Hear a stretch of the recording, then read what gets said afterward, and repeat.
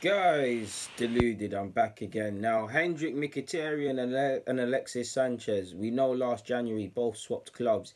Um, could it genuinely be the worst swap deal in Premier League history? Now, it probably isn't. I mean, if I looked at swap deals aren't really a thing anymore, but if I looked at them, I'm pretty sure it technically wouldn't be. But especially on the basis of ability, both are talented players. But when you look at the fact that both are talented players, one's supposed to be world class, one's supposed to be a top class player that just needed a new club and a team that matched his strengths more, and it was seen as a good deal for both parties. Both have underwhelmed if we keep it trill. So on that basis, and when we consider the wages, not just of Alexis, which is well publicly talked about, and Mkhitaryan, who's on modest wages compared to Alexis, but still big wages, both at 29 years of age. Did it ever make sense? And on that basis, could it be one of the worst deals? Now, when Alexis conceded he wanted to leave, initially I was mad, and it got to the point where you knew it was happening. You just wanted him to go, and you just wanted him to complete it to City. To then go to United is incredibly cheeky. I get his reasons. Jose, it being Man United, the carrot of wanting to compete on the basis of things, despite the fact that since Fergie's gone, they've only finished ahead of us once. Um, on the basis that they're more actively pouring money at the problem, trying to get back into the top form, but be back being the global powerhouse that they are commercially, but not anymore on the football wise. I can see why he wanted to do it, as well as being in the champs, as well as being, I believe he said he's the first Chilean player to play for them, so he can make his history, and the money's a bonus. So it made sense for him. For me, I was fuming, but it made sense. I could see his reasons for doing it. It annoyed me going to United. But in the months that have come, hindsight's a great teacher. A part of me still thinks Alexis Sanchez is a world class player. I still think Alexis is world class. You don't become poor overnight. I mean, if the man was to start bagging 5, 10 games in a row right now, all of this would be forgotten. But something's clearly gone wrong. He's obviously on the decline, and I don't think that. Yeah, you could say on the basis that Mkhitaryan's kind of fitted in more, that we've got the better of the deal because they've got Alexis. They've paid Alexis Sanchez big wages. He's played enough games, and he's just ultimately not hitting the heights. So you could say Mkhitaryan's played better or adjusted better, but is there any real winners of this? Firstly, if we look at Mkhitaryan, I've got it written down on my laptop versus in front, so if I'm looking over there, you know why. 29, turning 30 in January. His salary equates to around 7/8 million pounds a year, or whatever. If we break that down, he's contracted until 2021. He's on 180k to 200 a week, depending on what article you read. Probably we have to factor in some bonuses that we don't know about. There's probably inflation that we need to worry about, wages rising with that. And obviously his agent's Mino Rinola, so he's definitely got a good cake and a good deal, definitely, because that man's about his fees. To which it's a good deal for both parties. And Mkhitaryan and Alexis are very smart at this time in their careers, getting this big contract respectively for both, because it's unlikely they're going to get an upgrade or a renewal. So both have good retirement homes in Arsenal and United, and both teams are going to struggle to get these players off, and it does look like bad business when you consider that both will need replacing. Arguably, you could say more in Arsenal's case in this hand, because if Alexis turns around and starts bagging goals, you can say fair enough. Mkhitaryan might continue to underwhelm, and in fact, he could still continue to be a good player, and he still is a top class player. But at them ages, there he's not gonna really stay up in the starting lineup, so we might have to move him on. But yeah, I mean, he's got talent. Clearly, Unai likes him. Wenger liked him. He's made 23 appearances, got 9 assists and 4 goals. He's a good player, but for me, Mkhitaryan, his form game to game, there is consistency, there has been consistency, but you don't really know what you're going to get from him. He's one of them players, when he plays appalling, the passing is off, it's just not right, which has been there in the start of the season. The worst game I've seen him play is actually not Man United, Spurs away. I was there, appalling, possibly the worst player on the pitch that day last season. Mkhitaryan's had good games. You look at Old Trafford last year in our defeat. You look at Burnley. You look at AC Milan, Everton at home last year. You look at Watford and Burnley whenever we played them last year. He's had good games. But if you were to say 10 games that Mkhitaryan stood up in, or 5, you're kind of shuffling. If you're naming your best Arsenal 11, you'd probably not put him in there. You can appreciate he's a good rotation squad option, and if he can actually start games, he's a good man to have in the side. He's got great technical abilities.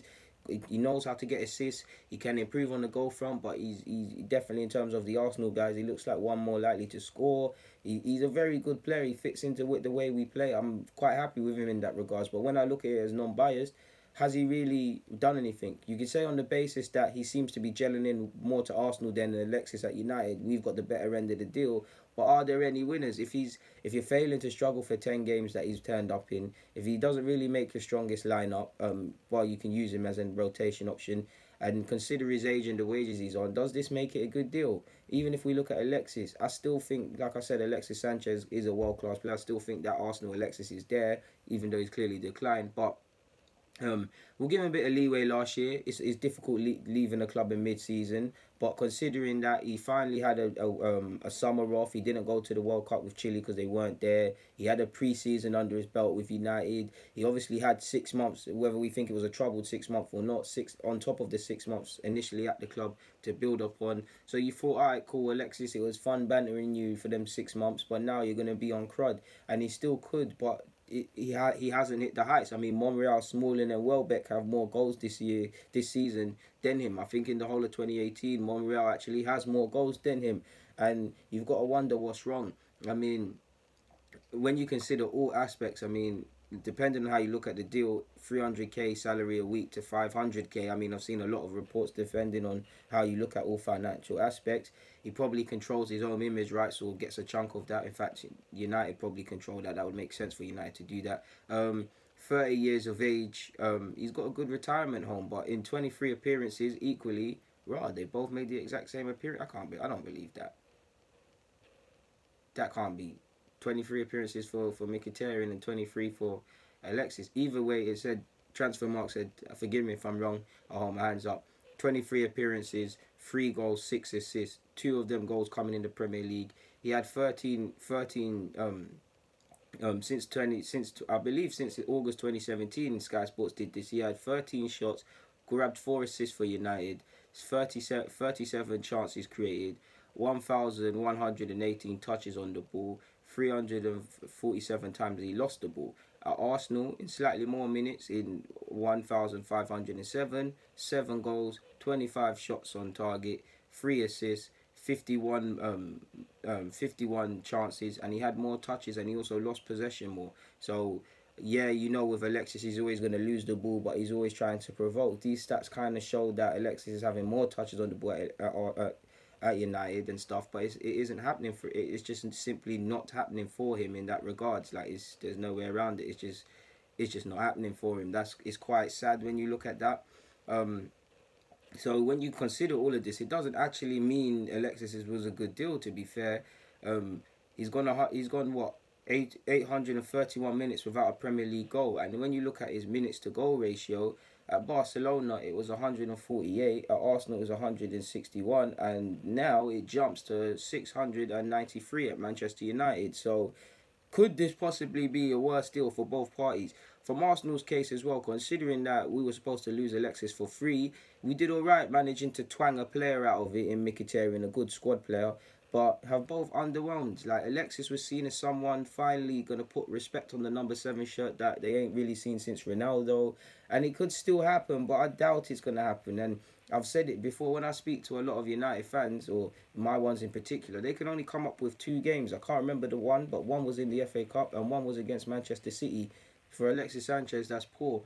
I remember Alexis having a good game once upon a time against Burnley, and we actually don't know what the reason for this is. We can blame it on declining, we can blame it on his positioning, we can blame it on a loss of form, loss of confidence, a defensive side not enabling attacking players to play the best. Who knows? Either way, we can only deal with the facts, because he's had a pre-season as well.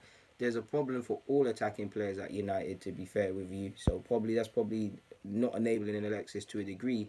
But I can't put my finger on it. But my gut tells me, while both players, Mkhitaryan, we've got a decent player in Mkhitaryan, and I don't hate him, and I don't want it to sound like I'm critiquing him.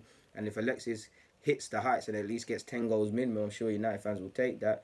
But by the same stretch, it's a terrible bit of business from both sides, considering both came for free as well. In hindsight, in fact, not even hindsight, we should have sold him to Manchester City for that 50-60 million pounds.